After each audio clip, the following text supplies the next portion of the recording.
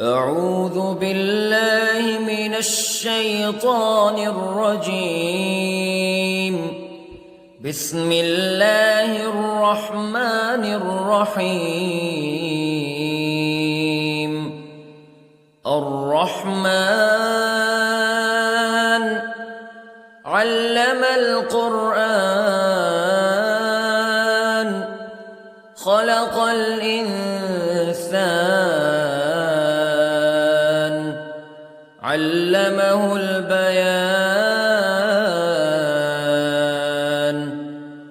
الشمس والقمر بحسبان والنجم والشجر يسجدان والسماء رفعها ووضع الميزان ألا تطغوا في الميزان وأقيموا الوزن بالقسط ولا تخسروا الميزان. والأرض وضعها للأنام فيها فاكهة والنخل ذات الأكمام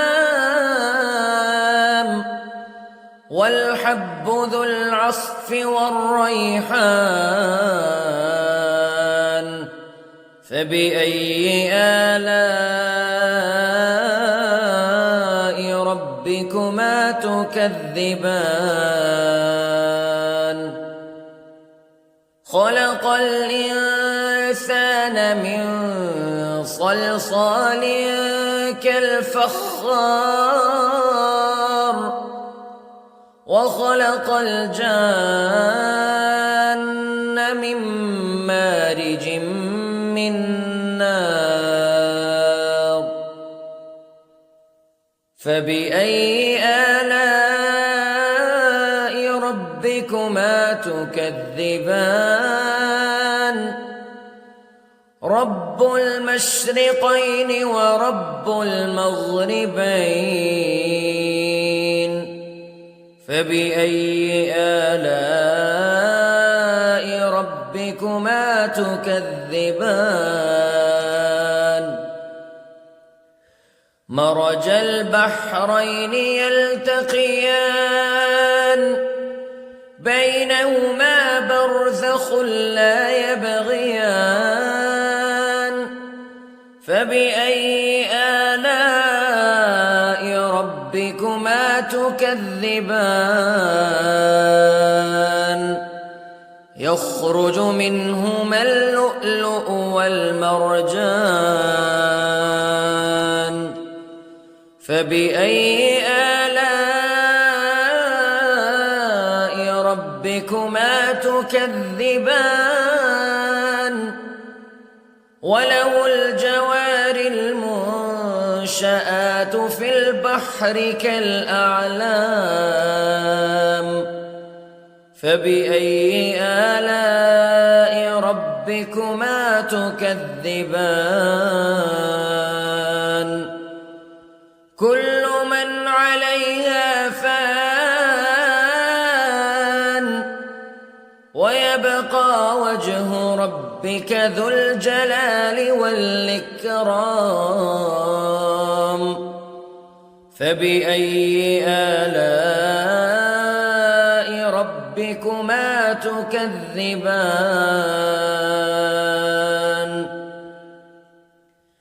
يسأله من في السماوات والأرض كل يوم هو في شأن فبأي آلاء ربكما تكذبان. سنفرغ لكم أيها الثقلان فبأي آلاء ربكما تكذبان.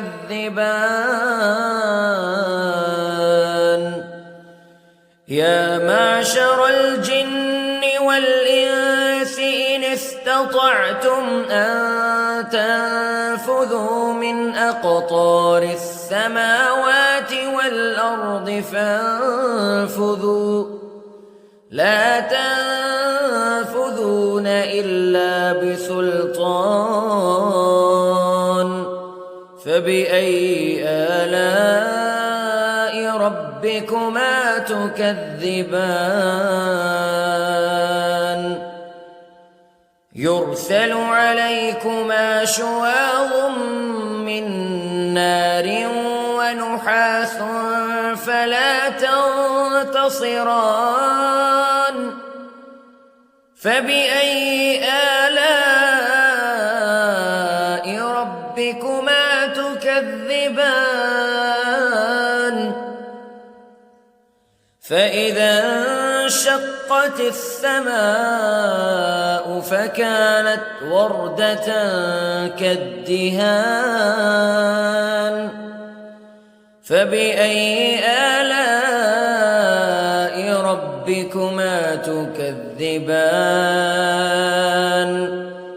فيومئذ لا يسأل عن ذنبه إنس ولا جان فبأي آلاء ربكما تكذبان يعرف المجرمون بسيماهم فيؤخذ بالنواصي والأقدام فبأي آلاء ربكما تكذبان هذه جهنم التي يكذب بها المجرمون يطوفون بينها وبين حميم آن فبأي آلاء ربكما تكذبان ولمن خاف مقام ربه جنتان فبأي آلاء ربكما تكذبان ذواتا أفنان فبأي آلاء ربكما تكذبان فيهما عينان تجريان فبأي آلاء ربكما تكذبان فيهما من كل فاكهة زوجان فبأي آلاء ربكما تكذبان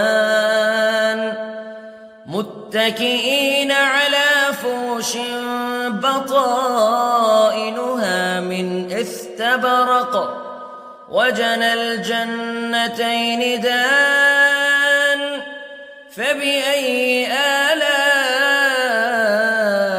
ربكما تكذبان فيهن قاصرات الطرف لم يطمثهن إنس قبلهم ولا جان فبأي آلاء ربكما تكذبان كأنهن الياقوت والمرجان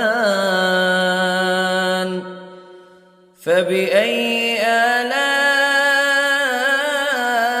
ربكما تكذبان هل جزاء الإحسان إلا الإحسان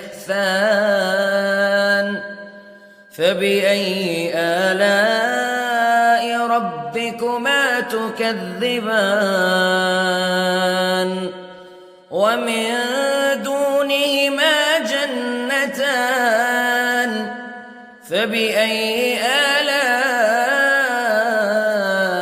ربكما تكذبان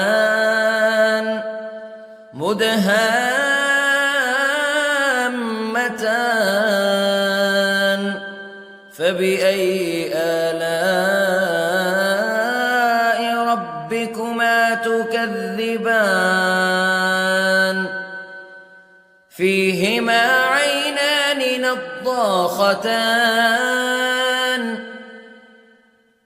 فبأي آلاء ربكما تكذبان فيهما فاكهة ونخل ورمان فبأي آلاء ربكما تكذبان فيهن خيرات حسان فبأي آلاء ربكما تكذبان حور مقصورات في الخيام فبأي آلاء ربكما تكذبان لم يطمثهن إنس قبلهم ولا جان فبأي آلاء ربكما تكذبان متكئين على رفرف خضر وعبقري حسان فبأي آلاء ربكما تكذبان تبارك اسم ربك ذي الجلال والإكرام